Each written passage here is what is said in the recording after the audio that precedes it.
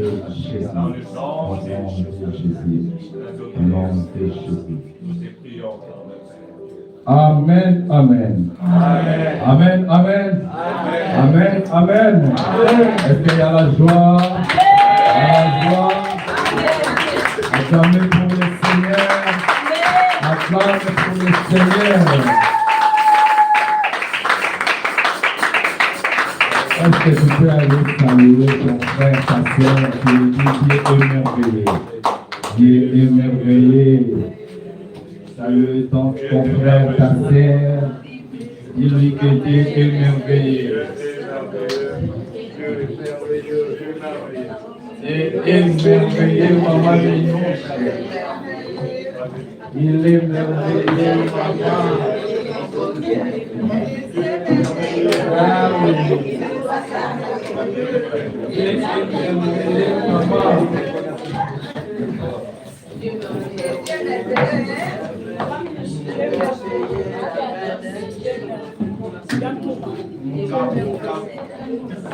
Amen, amen.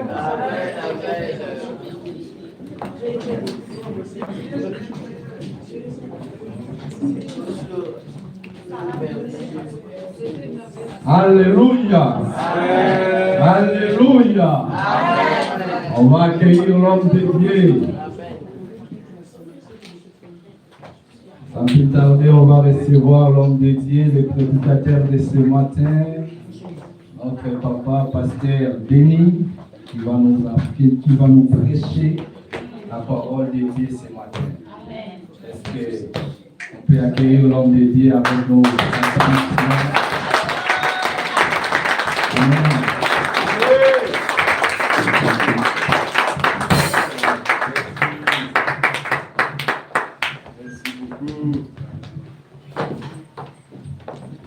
Bonjour à tous. Bonjour. Et à toutes.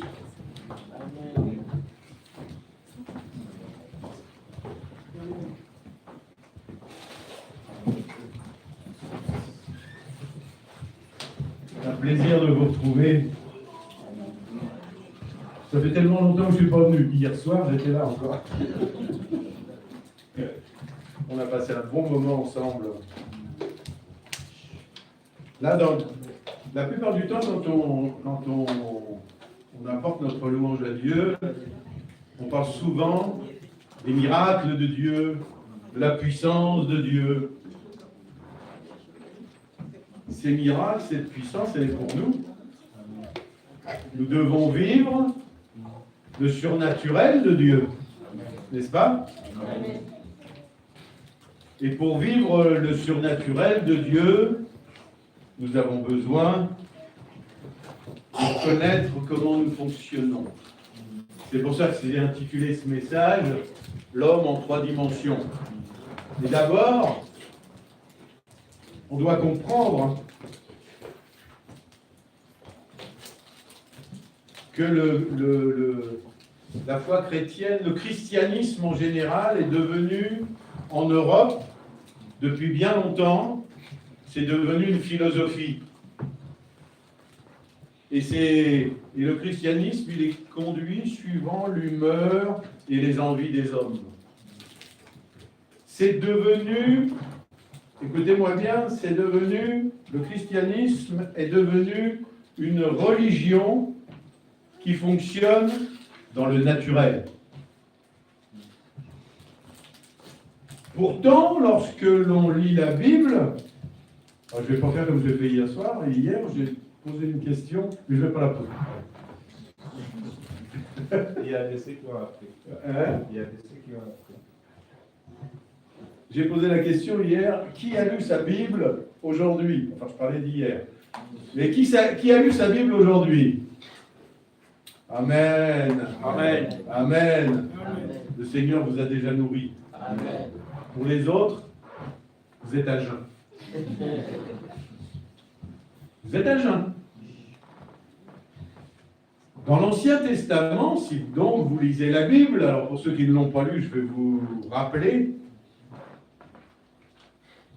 aucun homme qui a eu un contact ou ayant été en contact avec Dieu aucun homme n'est resté dans le naturel. Aucun de ces hommes qui ont été en contact avec Dieu n'est resté dans une dimension naturelle.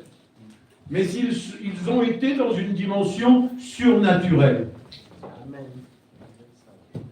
Si on regarde bien, quand vous lisez dans la Genèse, quand vous lisez l'histoire d'Adam et Ève, avant la chute, ils vivaient dans une dimension surnaturelle. Ils avaient une capacité d'entrer en relation avec Dieu, en contact avec Dieu, et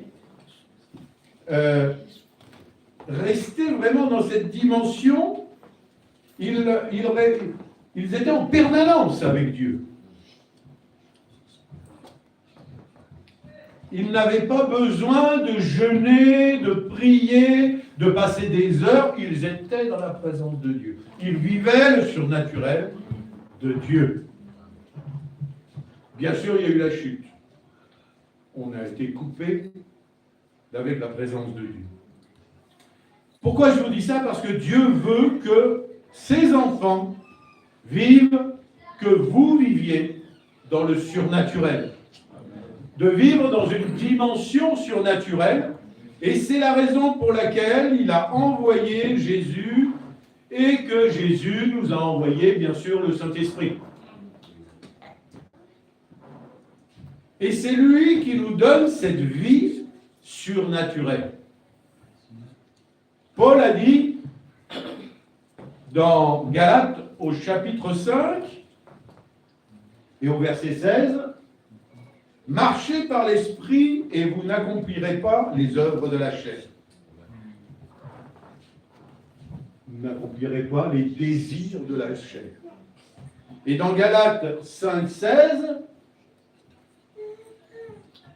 ça c'est Galates 5, 16, et au verset 25, il nous dit, si nous vivons par l'esprit, marchons aussi par l'esprit. Alors ma première, je vais vous poser 2-3 questions. On n'est pas trop nombreux, on serait 300, je ne poserai pas la question parce qu'on en aurait pour 2 jours. Mais que signifie marcher par l'esprit? Réfléchissez bien avant de répondre, mais que signifie marcher par l'esprit ou marcher dans l'esprit?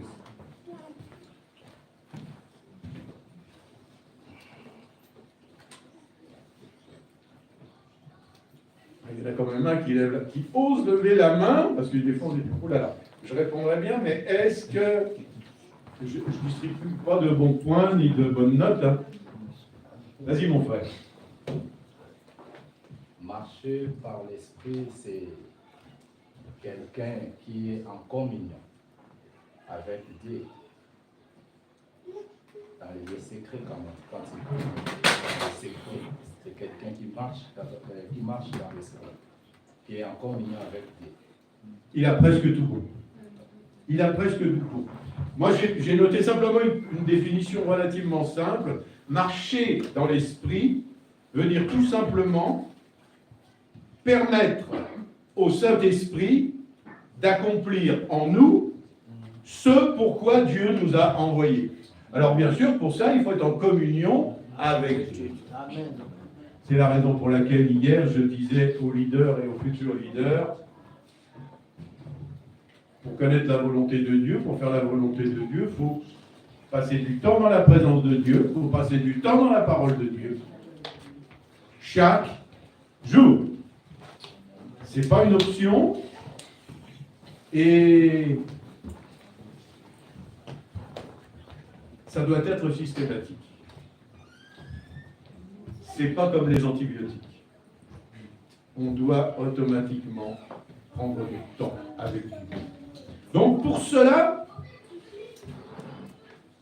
nous devons connaître cette vie surnaturelle et faire vivre cette vie surnaturelle en nous. Le surnaturel dont nous parlons et dont nous allons parler n'est pas quelque chose de mystique et ce n'est pas quelque chose de magique. Pas du tout. On parle de choses On parle de quelque chose qui est au-dessus du naturel. On parle de quelque chose qui est divin. Petit exemple. La Terre est contrôlée par la loi de la gravitation. Vous pouvez, si vous vous mettez au premier étage ou vous montez sur un tabouret, si vous sautez, vous tombez. C'est la loi de la gravitation. Et on peut s'asseoir, hein, on ne flotte pas. Tout sur la Terre tourne autour de cette loi. Et les hommes ont dû inventer des techniques, d'autres lois, pour contourner cette loi de la gravitation. L'aviation. On peut voler dans un avion. Mais il a fallu contourner la loi de la gravitation. Le pilote, quand il va monter dans son avion, une fois que tout est prêt, qu'il va mettre les gaz et tout, il va s'envoler. Alors maintenant, il y a des gens, paraît-il, quand on est dans l'avion, quand le pilote décolle, tout le monde applaudit. Quand on atterrit, tout le monde applaudit. Comme si ça allait... Vous voyez, les gens ont peur. Mais non, mais c'est normal pour le pilote, c'est normal. La technologie a contourné la loi de la gravitation. Pour la loi du surnaturel, c'est pareil. Quand tu la découvres, tu dois découvrir comment fonctionne cette loi surnaturelle. Tu vas te plonger dedans, et pour toi, ça doit devenir normal. Comme pour le pilote qui va voler. Toi, tu dois vivre le surnaturel de Dieu. De la même façon. Alors, que faire pour vivre le surnaturel de Dieu? C'est ma deuxième question. J'attends une réponse. Au moins une. Là, il y en a eu une bonne. Ah, il y a un bon élève ici. Hein. Mais il faudrait quand même que les autres puissent répondre un petit peu. Mais que faire pour vivre le surnaturel de Dieu? S'il n'y a pas une autre main qui se lève, je vais encore donner la parole à mon frère. Allez, vas-y, va. Être un homme de prière, méditer la parole de Dieu. Ouais, c'est trop simple, mais c'est bien. C'est bien. C'est bien. Pour vivre le surnaturel de Dieu, le message qui était prévu aurait dû vous attirer. Pour vivre le surnaturel de Dieu, tu dois brider tes 5 sens. Parce que tes 5 sens, qu'on verra tout à l'heure, s'ils se mettent en œuvre, en marche, ton esprit, tes pensées, ta sensibilité, tout ton être intérieur va aller contre cela. Parce que ce n'est pas naturel. Tes 5 sens fonctionnent dans le naturel. Et s'ils se mettent en route, ils vont à l'encontre du surnaturel de Dieu.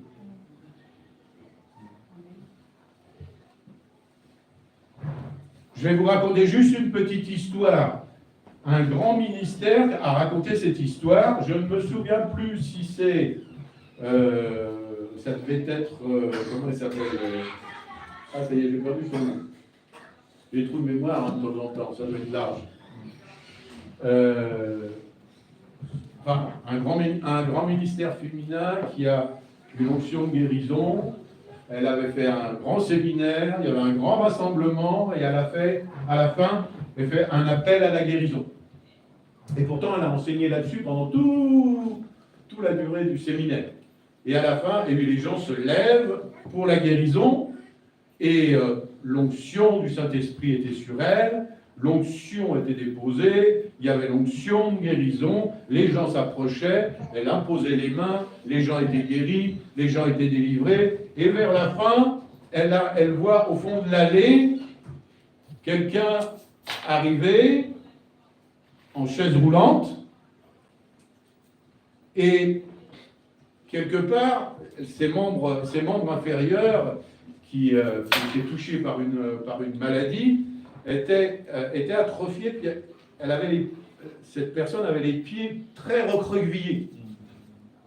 Et ce ministère voit arriver la personne de loin, c'est pas le fait de la voir arriver qui l'a choquée, mais elle a fixé les yeux sur ses pieds, qui étaient recroquevillés. Et à ce moment-là, elle a été bloquée. Elle sentait qu'il n'y avait plus, d'un seul coup, plus rien, plus d'onction, plus de puissance. La puissance de Dieu, on aurait dit qu'elle était partie. Rappelez-vous l'épisode de Pierre. Il est dans la barque avec les autres, et en pleine nuit, il voit un fantôme arriver, il voit Jésus marcher sur l'eau.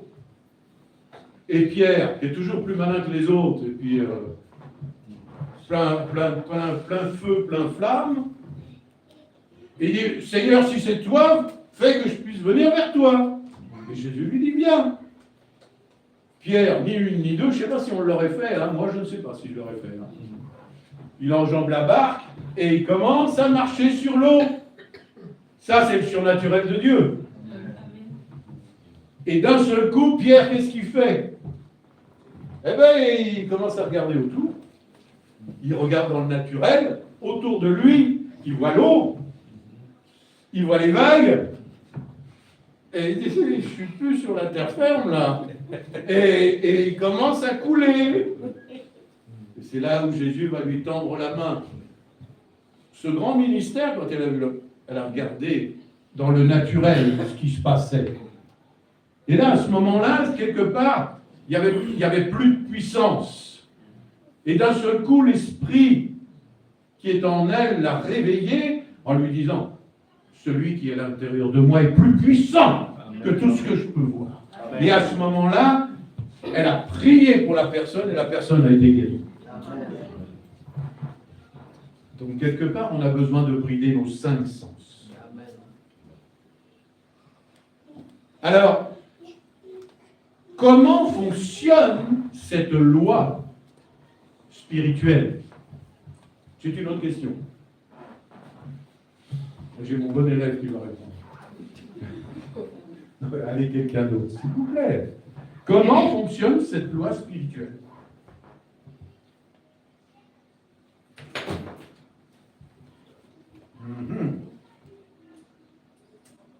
Personne?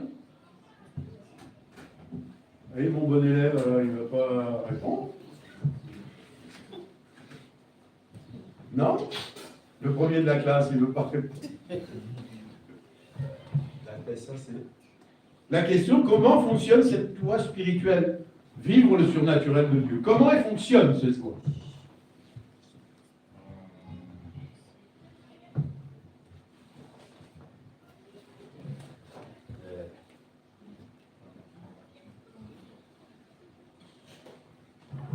La première des choses, je peux dire, c'est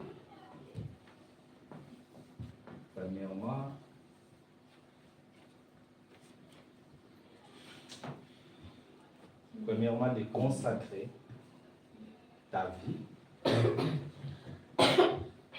pour Jésus. Et après, pour vivre la loi spirituelle, cette loi spirituelle, là, j'ai oublié. Mais il est pas mal, il est sur la voie. Il est sur la voie.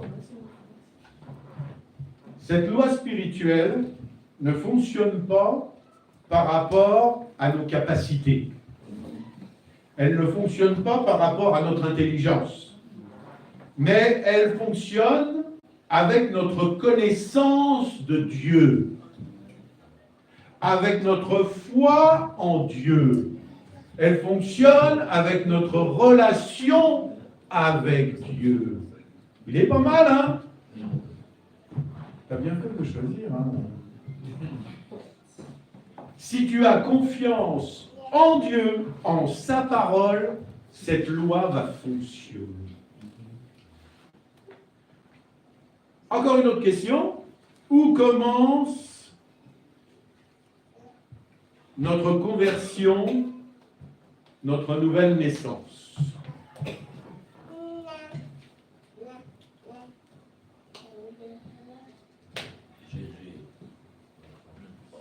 Où commence notre conversion et notre nouvelle naissance?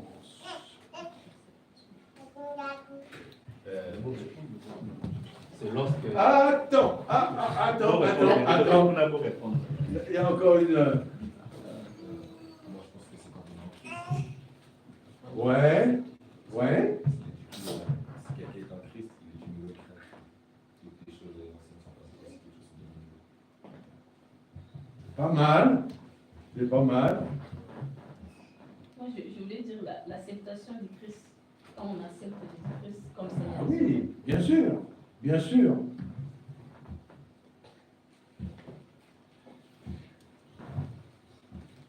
Et si vous le voulez, un jour, je donnerai ce message ou si on fait un séminaire. Je ne sais pas si, ou si on fait un séminaire. Il y a un séminaire, je crois, qui est programmé au mois de mai, sur 3 jours. J'ai intitulé ce séminaire « Du Fils prodigue à la croix ». Tout commence à la croix. Lorsque nous recevons la révélation, non pas de Christ, mais du sacrifice de Christ, et que nous remettons notre vie entre ses mains. Parce qu'on peut croire, et vous savez, Satan croit aussi. Et croire ne sauve pas. Mais comprendre toute la puissance qu'il y a à la croix du calvaire bouleverse votre vie. Moi, je vous invite, je fais de la pub déjà, je vous invite au mois de mai à ce séminaire.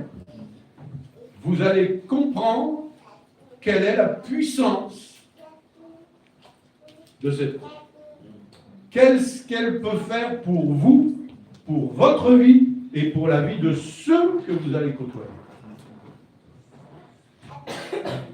Donc ça, c'est l'étape la plus importante de notre marche. Ce Dieu qui a tout accompli à la croix, et à ce lieu-là, cette croix, c'est là où on va se décharger de tout ce qui nous empêche de marcher avec Dieu. Parce que vous savez, la plupart des chrétiens viennent à la croix, se mettent à genoux à la croix, viennent déposer leur fardeau à la croix, vont prier à la croix, et au moment de repartir, on repart avec ses fardeaux. On les laisse à la croix. C'est le lieu où on va tout briser. Les liens ancestraux, la malédiction, tout par le sang de Jésus est réglé à la croix. Amen. Amen. Alors une autre question, est-ce qu'on doit rester à la croix? Et on est bien quand même, à la croix, on se décharge de tout, on est libéré de tout, on reçoit des choses extraordinaires, les bénédictions de Dieu. Est-ce qu'on doit rester à la croix? Ah non. La croix est le lieu de révélation, est le lieu de transformation, c'est le lieu de l'abandon, c'est un lieu de défaite pour l'adversaire, parce qu'à ce moment-là, l'adversaire, lui, ça j'en parlerai quand on fera le séminaire, mais quand même, il y a un moment, il s'est réjoui. Quand il a vu Jésus agoniser sur la croix, quand Jésus a dit « Élie, Élie, lama sabachthani », quand il a dit ça,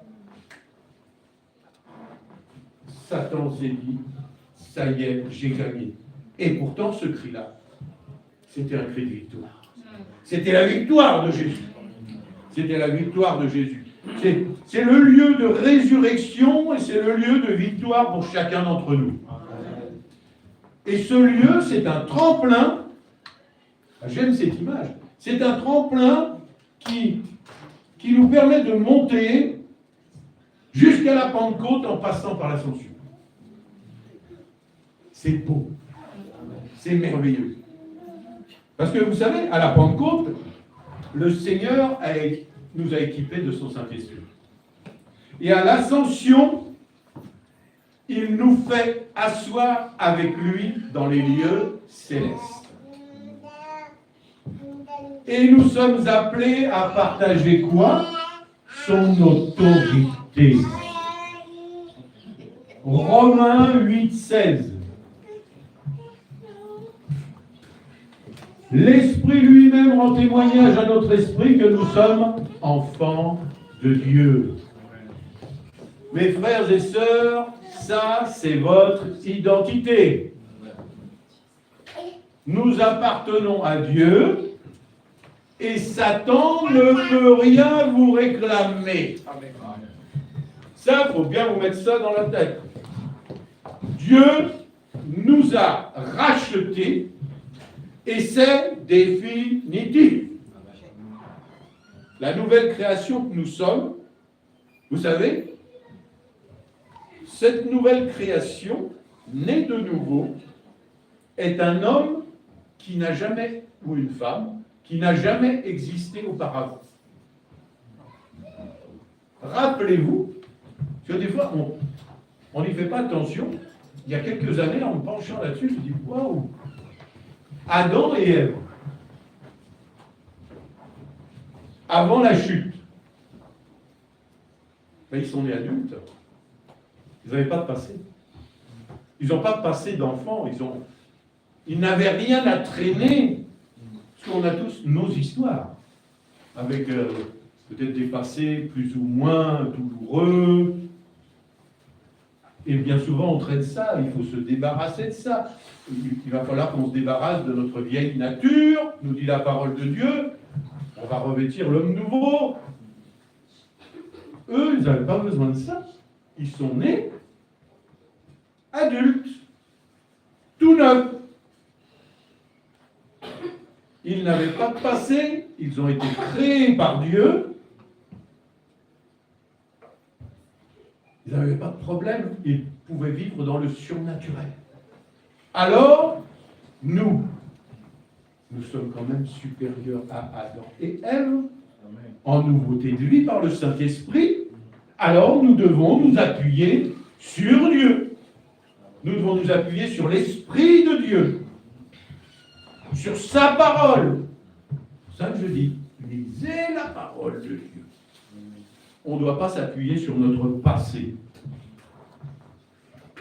Je suis, vous êtes une nouvelle création et vous vivez dans une nouvelle dimension. Voilà ce que vous devez proclamer chaque jour. 1 Thessaloniciens 5, verset 23.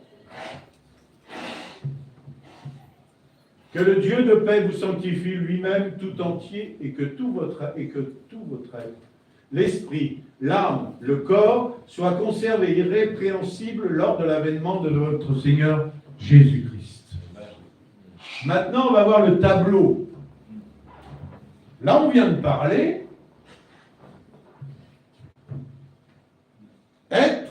votre être entier, esprit, âme et corps. Donc, ce tableau va nous montrer 3 dimensions. L'esprit, qui est la partie de vous qui est en contact avec le monde spirituel, c'est la partie qui connaît Dieu. Ensuite, vous avez l'âme, la partie qui est en contact avec le monde mental, avec les autres. C'est votre intelligence, vos émotions, votre volonté. Et la 3e partie, c'est le corps. C'est la partie qui est en contact avec le monde extérieur. On pourrait dire, c'est la maison dans laquelle vous vivez. Et la Bible nous dit que c'est une tente. Donc c'est une demeure provisoire. Donc, en recevant, en acceptant et en comprenant la croix, vous allez recevoir une nouvelle vie à partir de là. Cette nouvelle vie, on l'appelle la vie Zoé. La vie Zoé, ça veut dire la vie de Dieu. Vous recevez la vie de Dieu. Et notre esprit spirituel, qui était, alors certains disent endormi, d'autres disent qui était mort, revient à la vie, est régénéré, et dans mon esprit, je reçois cette vie de Dieu, où il y a des fleuves d'eau vive qui vont couler en moi, l'onction, le fruit de l'esprit, et tout ça vient de là. Parce que là, on représente Jésus, mort et ressuscité pour chacun d'entre nous. Et ces fleuves vont produire la joie, la paix, les dons spirituels, la santé, la prospérité, la sagesse, tout ça.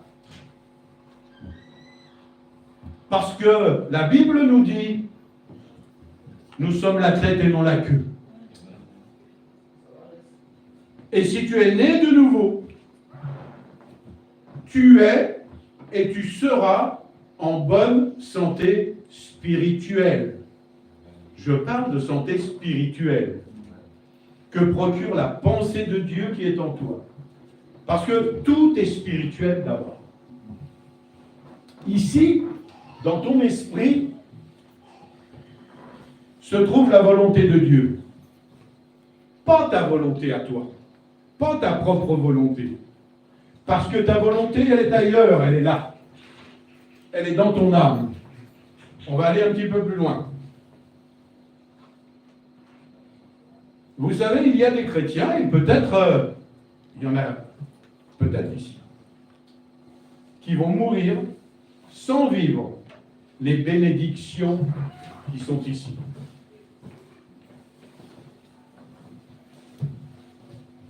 Parce qu'ils ne savent pas exploiter les trésors qui sont dans leur esprit né de nouveau. Parce que de là, les fleuves d'eau doivent jaillir. Si ta communion avec Dieu est bonne, si tu apprends à vivre en bonne relation, en bonne communion, tout ce qui est là, dans ton esprit, va commencer à sortir. C'est pour ça qu'il y a des flèches. Vous voyez où vont ces flèches? Regardez pas tout à fait celle-là pour l'instant, ni celle du haut. Mais voilà, tout ce qui est là, toutes ces bénédictions qui sont là vont commencer à sortir, à aller vers votre âme, va influencer ton âme et aller vers ton corps. Ça doit vous parler de guérison, ça doit vous parler de délivrance, ça doit vous parler de beaucoup de choses.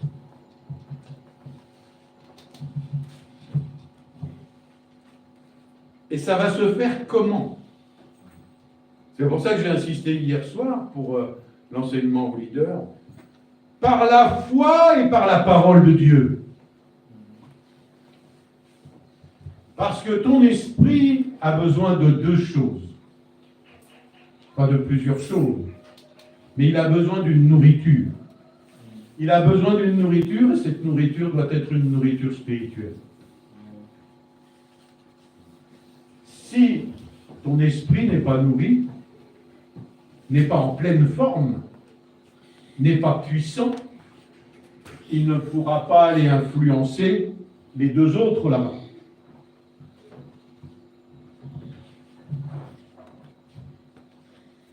Parce que c'est ta foi qui va prendre ce qui est là, dans l'esprit,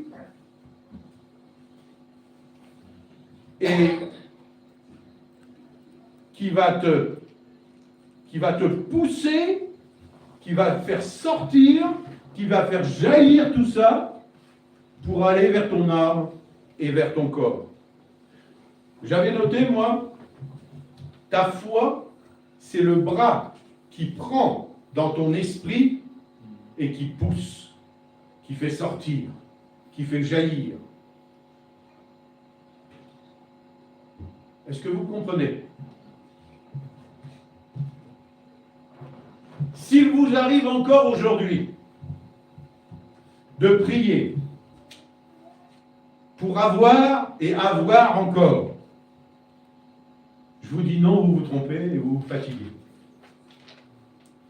Parce que vous avez tout en vous. Tout est là. Vous n'avez jamais entendu le Seigneur vous dire, mais qu'est-ce que tu me demandes? Je t'ai tout donné. Jusqu'à mon fils. Tu as tout par la foi. Mon frère, ma soeur. Tu as tout par la foi. Par contre, le premier obstacle que tu vas rencontrer, quand tu veux faire sortir cette puissance qui est en toi, l'obstacle, ce n'est pas le diable, c'est ton âme. C'est ton âme. Quand la foi prend ce qui est ici, dans ton esprit,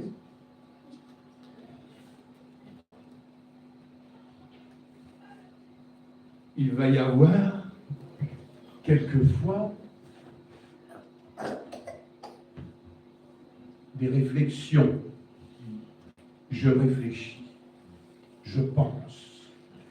Et quand je commence à réfléchir et que je commence à penser, je vais peut-être avoir peur, je vais peut-être avoir des doutes.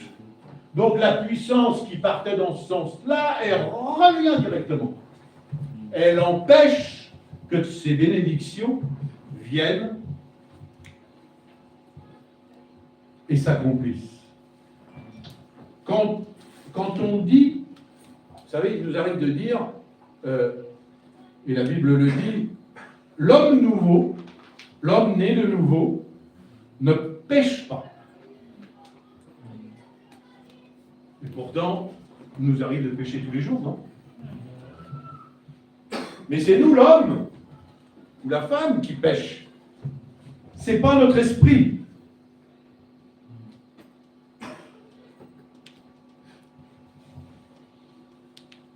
L'esprit ne pêche pas. Mais ton âme et ton corps pêchent. Alors quand tu te mets en action et que tu crois à la parole, tu vas trouver automatiquement des éléments de ton âme, tes pensées, tes émotions, ton intelligence, ta volonté, qui vont s'opposer aux bénédictions. Alors, qu'est-ce qui renouvelle la pensée? Qu'est-ce qui renouvelle notre pensée? La parole de Dieu. Mon frère, ma soeur, je vais te dire que si ce matin tu n'as pas lu ta Bible, tes pensées ne sont pas renouvelées.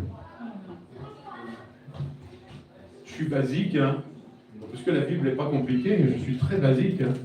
Si la Bible me dit ça, c'est que c'est la vérité. C'est parce que ce sont les enseignements que tu reçois, ce sont ces enseignements-là qui vont renouveler ta pensée et t'apporter la révélation de la connaissance de Dieu. Amen. Comme avant ta nouvelle naissance, avant que tu sois né de nouveau, qui te dirigeait? Eh bien, les deux compères qui sont là, ton âme et ton corps. Depuis ta naissance, c'est deux copains, deux compagnons qui fonctionnent tous les deux ensemble.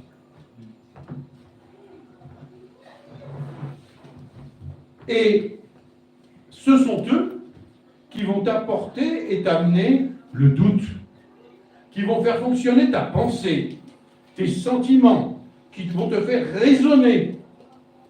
Et c'est cette action qui va envoyer des ondes négatives pour t'empêcher de vivre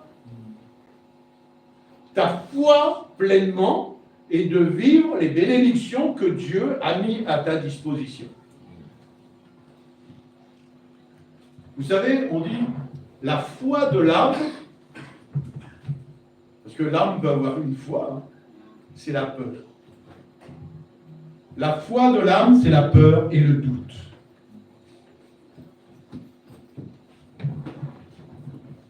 Donc, le corps avec 5 sens nous crée beaucoup de problèmes parce qu'ils sont en relation avec le corps. Mon esprit ne peut pas toucher mon corps. L'Esprit de Dieu qui habite mon esprit va influencer et doit influencer petit à petit mon âme. C'est la raison pour laquelle je disais encore hier, la parole de Dieu, la présence de Dieu, la prière, notre relation avec Dieu, fait grandir mon esprit, lui donne de la puissance, et c'est cette puissance qui va influencer mon âme. Et mon âme va influencer mon corps.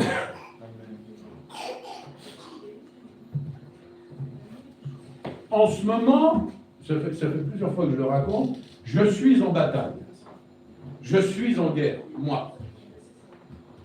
Vous savez, maintenant, je ne me souviens plus depuis combien de temps, mais il y a au moins 3 ans, je me suis fait opérer d'une hanche. Alors là, par contre, je n'avais pas reçu ni de quoi que ce soit de Dieu, il fallait que je me fasse opérer. J'avais une hanche qui était fichue, donc vous savez, ils coupent, ils vous mettent un truc, là. Je suis un peu Robocop, hein. J'ai une hanche toute neuve, parce que ça faisait plusieurs années, je souffrais horriblement de cette jambe.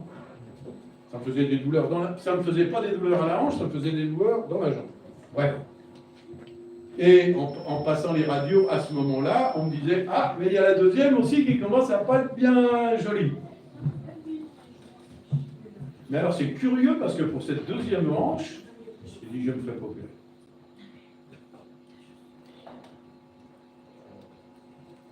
Et je demande la guérison à Dieu, et je vais aller chercher ma guérison, parce que je l'ai obtenue, hein, ma guérison. Je l'ai obtenue là. C'est lui à la croix qui me le dit. Santé, prospérité, sagesse. Bien sûr, je vous ai dit, c'est mon âme. Amen. Mais mon âme va commander. Donc je suis en bagarre permanente parce que de temps en temps, j'ai des douleurs. Alors c'est curieux, dans la journée, il n'y a aucun problème. La nuit, quand je suis couché, c'est au repos, je ne sais pas comment ça se fait. Ça me réveille le matin, j'ai mal. C'est là où commence la lutte. Si je me lève du mauvais pied, je vais avoir des doutes. Si je ne commence pas par lire la parole de Dieu, ou proclamer des versets de la parole de Dieu, ou commencer à prier Dieu, les doutes vont s'installer. Tu ne seras pas guéri. Ta mal, c'est parce qu'elle est fichue. Elle est fichue, ta hanche. Faut que tu te fasses opérer. Bon, c'est plus rien maintenant l'opération. 24 heures après, vous êtes dehors. Vous courez comme un demi-lapin, parce qu'il faut pas dans l'éducation, mais enfin bon, passe. Ça fait partie des luttes qu'on peut avoir. Quelqu'un qui va arrêter de fumer ou quelqu'un qui veut arrêter de boire, c'est pareil. Si c'est pas commandé par là, par ton esprit, si c'est ton âme qui décide. Je l'ai fait pendant des années après ma conversion. Non, avant ma conversion, je fumais comme un pompier, je fumais un paquet et demi de cigarettes par jour. À peu près. Ça sentait le tabac partout, dans la voiture, dans la maison, partout. Plusieurs fois, j'ai essayé d'arrêter de fumer. De moi-même. Alors, on utilise pas mal de méthodes. Et la plus grosse des méthodes, c'est on ralentit petit à petit pour essayer de se sevrer. C'est quand même une sacrée addiction, hein, la cigarette. Et j'ai tenté plusieurs fois. Et quand on essaye d'arrêter de fumer, il y a bien souvent des symptômes qui arrivent par derrière. L'énervement, le ci, le ça. J'étais même, à ce moment-là, impossible à vivre. Je n'ai pas converti. Je me suis converti, j'avais 33 ans. le plus bel âge pour se convertir. L'âge du Seigneur. Donc à chaque fois que j'ai commencé à ralentir et tout ça, il y avait mon épouse qui était là à côté, qui trinquait, hein, parce que j'étais tout le temps énervé, et qui finissait par dire « Écoute, arrête de nous enquiquiner, fume !»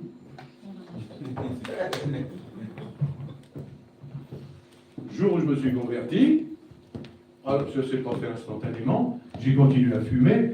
Grâce à Dieu, personne de mon entourage ni mes parents spirituels ne m'ont dit « Il faut que tu arrêtes de fumer, c'est pas bien, c'est pas bon pour ton corps, par-ci, patati, patata. » Puis il y en a qui sont là, pour vous donner des conseils, ils sont toujours là. Eux, pas du tout, ils m'ont laissé faire.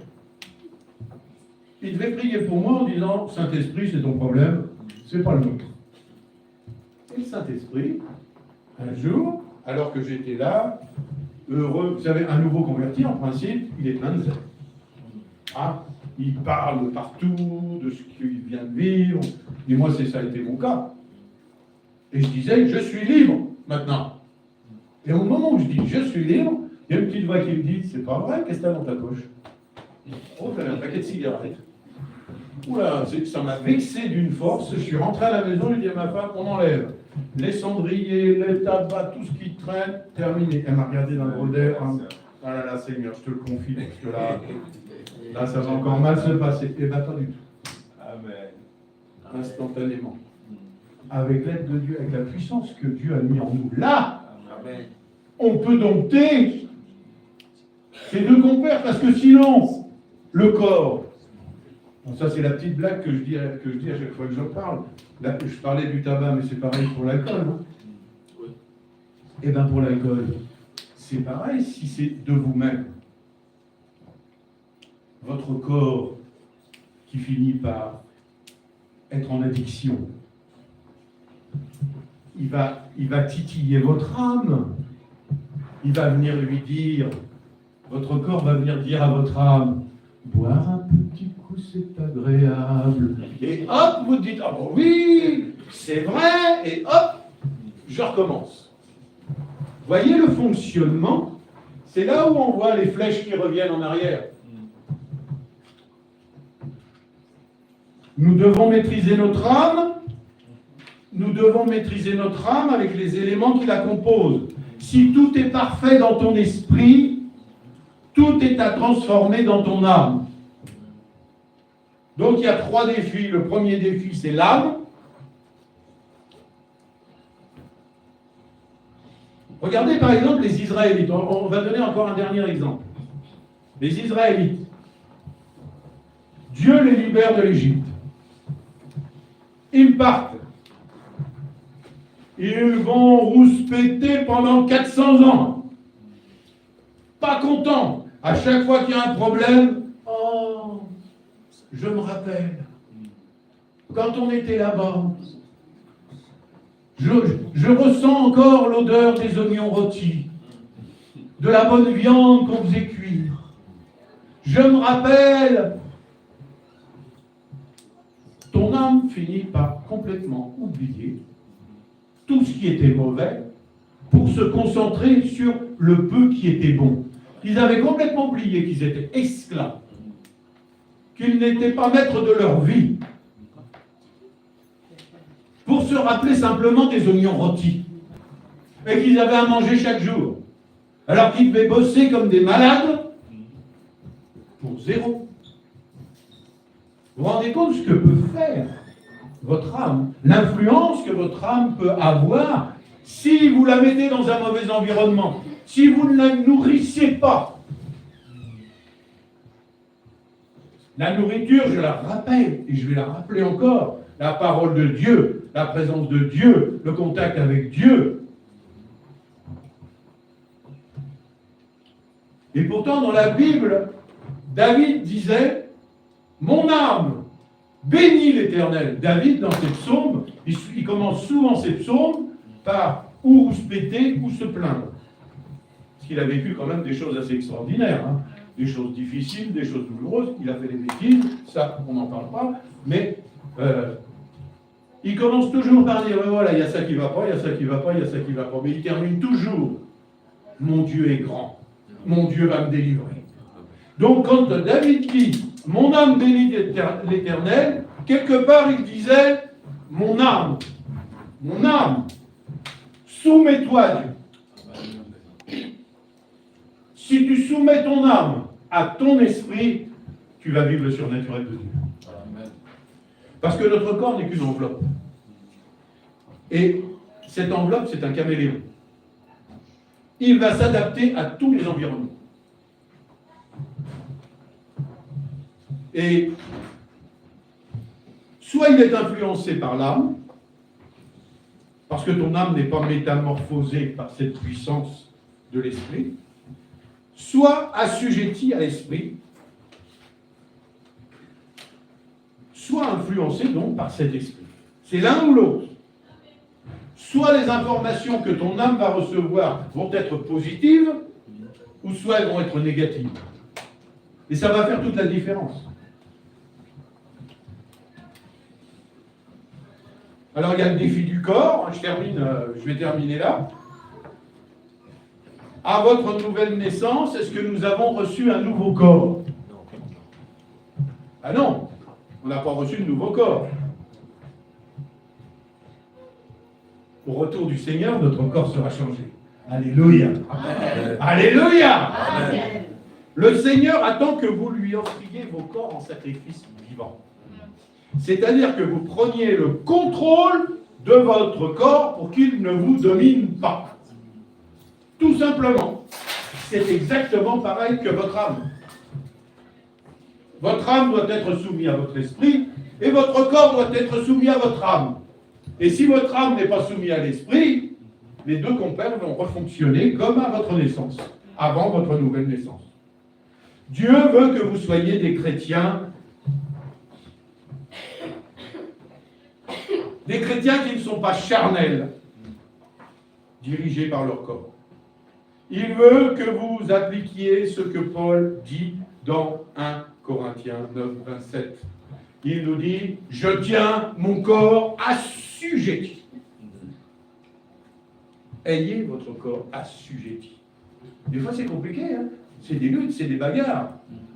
Et si vous sentez que vous êtes faible, si vous n'y arrivez pas, c'est parce qu'il n'y a pas la bonne nourriture là. Parce que, écoutez-moi bien, c'est le seul endroit. Alors je vais parler, excusez-moi pour les propos, mais c'est le seul endroit où vous pouvez vous calmer. Parce que la Bible nous dit, attention, hein, soyez modérés en tout. Hein. En tout ce que vous faites, en tout ce que vous mangez, en tout ce que... Mais là, vous pouvez vous gaver. C'est bon. C'est bon pour vous.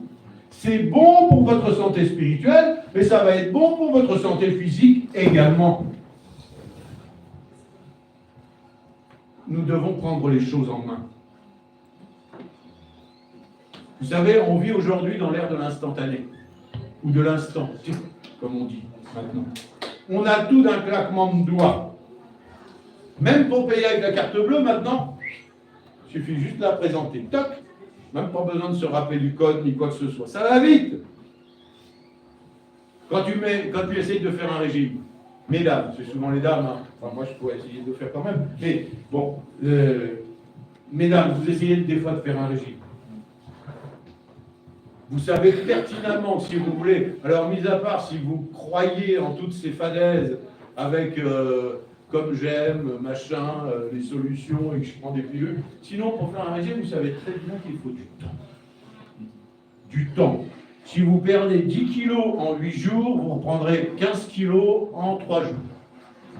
Donc il faut du temps, petit à petit, petit à petit. Je veux dire quoi? Les bons résultats prennent du temps. C'est pas au moment où vous êtes converti instantanément, tout va vite. Mais il faut se nourrir. Il faut alimenter. Les Israélites, eux, ils voulaient aller le plus vite possible à Canaan. Dieu savait qu'ils n'allaient pas résister. Dieu savait pertinemment qu'ils n'auraient pas pu combattre. D'ailleurs, toute cette génération-là, elle est passée, sauf deux, Josué et Caleb. Même le grand Moïse n'a pas résisté. Il se croyait capable de tout affronter. Mais Dieu voulait leur apprendre quoi? La dépendance. Il voulait leur apprendre la dépendance. Ne t'éloigne, que la parole ne s'éloigne pas de ta bouche. Mon frère, ma soeur, ce matin, la parole elle s'est éloignée de ta bouche si tu ne l'as pas lue, si tu n'as pas ouvert ta parole. Des fois, on pense être prêt, méfions-nous. Bien souvent, nous ne sommes pas prêts à affronter les combats que nous n'avons pas anticipés. Et pour anticiper les combats, il faut que l'esprit soit fort. Que l'âme soit bien influencée et que ton corps soit bien assujetti. Uniquement. Apprenez, mes frères et sœurs, à dépendre de Dieu et à vivre selon son timing. Notre communion, j'avais noté, notre communion avec Dieu ne se tisse pas vite. Elle prend du temps. Dieu n'est pas un Dieu sans contact. C'est un Dieu de contact. C'est un Dieu de proximité. C'est un Dieu qui veut t'avoir près de lui, près de son cœur, que tu puisses entendre les battements de son cœur.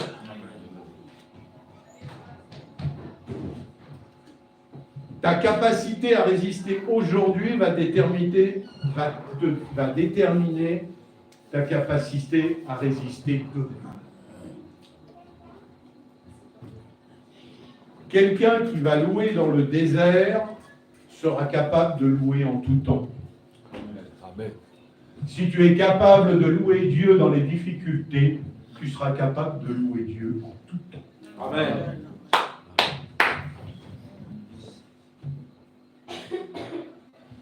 Ah, le défi de l'esprit, c'est quelque chose d'important. Et je termine là.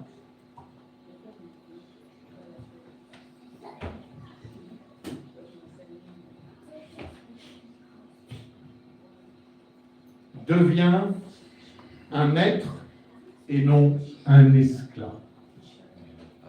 Vous êtes appelés à devenir des maîtres et non pas des esclaves. Vous devez vous nourrir de la parole de Dieu. Vous devez vous nourrir des enseignements de Dieu. Vous devez alimenter la source ouverte par le Saint-Esprit dans votre esprit.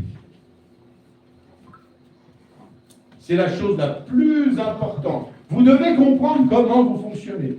À chaque fois qu'il y a un problème, à chaque fois que vous allez vivre quelque chose qui n'est pas en accord avec la parole de Dieu, ça veut dire que ce sont ces deux compères-là qui prennent le pouvoir. Donc, vous êtes en état de faiblesse dans votre esprit. C'est pas plus compliqué que ça. Ne cherchez pas plus loin. Cherchez pas des... Alors peut-être, on a besoin des fois de guérison intérieure, on a besoin de certaines fois de délivrance, on a besoin d'avoir des liens. Mais une fois que c'est fait, si on revient tous les 8 jours, c'est pas parce que on a oublié un petit morceau de démon quelque part. Non, je ne suis pas d'accord. Ça veut dire simplement que les deux compères là ont autorité. Ce n'est plus ton esprit qui a autorité. Donc, va pas chercher plus loin. Là, en ce moment, ça ne va pas dans ma vie. Je reviens à la parole de Dieu.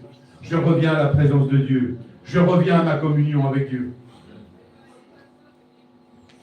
Et des fois, alors ça c'est pour nos frères et sœurs qui sont dans l'intercession, ça je l'ai déjà dit hier, j'ai l'impression que je me répète. Mais non. Intercéder c'est bien, parler à Dieu c'est bien, mais écouter Dieu c'est mieux. Prenez du temps pour l'écouter. On a besoin d'apporter notre louange, notre adoration. D'ailleurs ça commence toujours par le parler en langue. C'est comme ça qu'on met en route la fibre. On met en route le truc, on commence à parler en langue et hop, la communication s'est faite. Mais après, à un moment donné, hop, on écoute.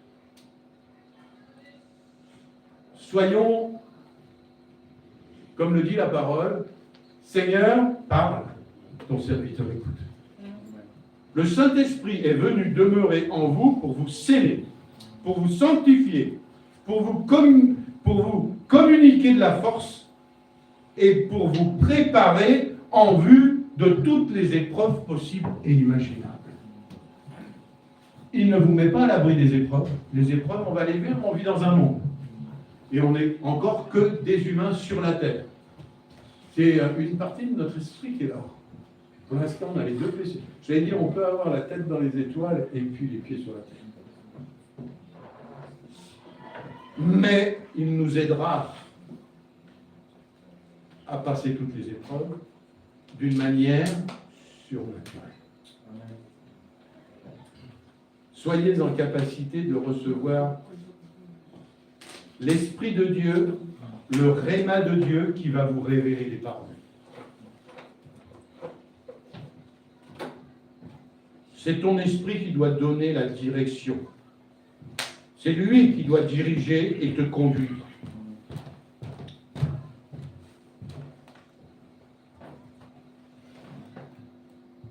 Je vais m'arrêter là. Vous savez, le diable se déchaîne dans le monde d'aujourd'hui. Il libère en ce moment toutes les puissances qu'il y a à sa disposition. Il commande des légions de mauvaises principautés et ils sont en train de travailler pour un conflit final. On ne sait pas quand, on ne sait pas comment. C'est pour la Russie. Hein. Ça, c'est les affabulations de Macron. On ne va pas faire politique. Hein. Mais nous restons fixés sur ce que la parole de Dieu nous dit. Hein, pour l'instant, le temple n'est pas reconstruit. Pour l'instant, il y a plein de choses qui ne sont pas encore accomplies avant le retour du Seigneur. Mais il revient bientôt. Et on sait que Satan, et on doit avoir cette conviction et cette certitude que Satan ne peut pas se dresser contre un enfant de Dieu qui est juste. Il ne peut pas, il va essayer, mais il ne peut pas. Un enfant de Dieu rempli du Saint-Esprit, qui marche dans la foi et dans l'obéissance, est un obstacle à Satan. Satan ne peut rien contre lui. Donc soyez, mes frères et sœurs, remplis de foi, de courage, et manifestez la vie surnaturelle de Dieu. Amen. Amen. Amen. Amen. Et Amen. Amen.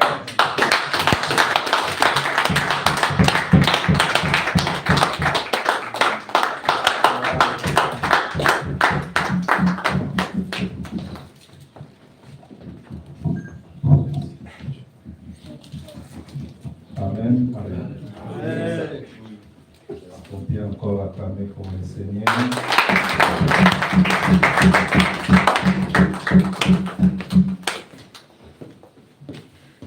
Il est écrit dans Romains 12, verset 1, je vous exhorte donc, frères, par les compassions dédiées, à offrir vos corps comme un sacrifice vivant agréable. Donc, on va prier ce matin et dire à cet esprit de nous guider, de nous donner la force de nos capacités. Est-ce qu'on peut élever nos voix et prier, et dire à Saint-Esprit de nos capacités, de nous donner la force et de servir. Prions au nom puissant de Jésus. Seigneur, gloire, Seigneur, nous offrons, Seigneur, notre corps comme un sacrifice vivant. Guide-nous, Père de gloire, capacite-nous, Seigneur, capacite-nous, le roi de gloire, capacite-nous, le Dieu tout-puissant, par l'aide de ton esprit. Que ton esprit nous dirige, que ton esprit prend le contrôle de nos vies. Que ton esprit prend le contrôle de nos vies, Père de gloire. Que ton esprit nous dirige, le roi de gloire. Que ton esprit nous dirige, le Dieu puissant. Seigneur, nous t'offrons, Père de gloire, nous t'offrons notre corps comme un sacrifice, le Dieu puissant. Tu es le maître de nos vies. les maîtres de nos corps, les Dieu Tout-Puissant. Il nous a dit, Seigneur, de marcher selon l'esprit pour ne pas accomplir les désirs de la chair. Aide-nous, Seigneur, à marcher selon l'esprit et pour ne pas accomplir les désirs de la chair, les Dieu Tout-Puissant. Aide-nous, Seigneur, à faire ta volonté. Aide-nous, Père de gloire, à faire ta volonté. Et non pas, Seigneur, notre volonté. Aide-nous, les Dieu Tout-Puissant, à rester dans la communion avec toi. Et rester, Seigneur, dans le lieu secret, Seigneur, avec toi. Aide-nous, les Dieu Tout-Puissant, capacite tout et chacun de nous ce matin, à travers la parole, à travers la prédication. Capacité, à travers la prédication de Jésus, aide-nous, Père de gloire, à desservir, Seigneur, avec une foi, Père de gloire, avec un courage, les écrits, les ailes de ta maison, nous dévorons, les ailes de ta maison, mais dévorent les Dieu Tout-Puissant. Que les ailes de ta maison, Seigneur, Père de gloire, nous donnent le courage de te servir, nous donnent le courage, Seigneur, d'être là, Père de gloire, pour tes œuvres, au nom puissant de Jésus-Christ de Nazareth. Au nom de Jésus, au nom puissant de Jésus, augmente-nous la foi, Seigneur, augmente-nous la foi, bien-aimé, demande la foi, que Dieu t'augmente la foi, au nom de Jésus, comme les disciples ont demandé à Seigneur, Maître, augmente-nous la foi, Père, augmente-nous la foi de Dieu Tout-Puissant, face à des soucis, face à des problèmes, augmente-nous la foi, Seigneur, et n'est pas, Seigneur, laissé, et n'est pas abandonné, et n'est pas abandonné, Père de gloire. Augmente-nous la foi, Seigneur, et aide-nous, Seigneur, par l'aide de ton esprit, le roi de gloire. Aide-nous, capacite tout et chacun.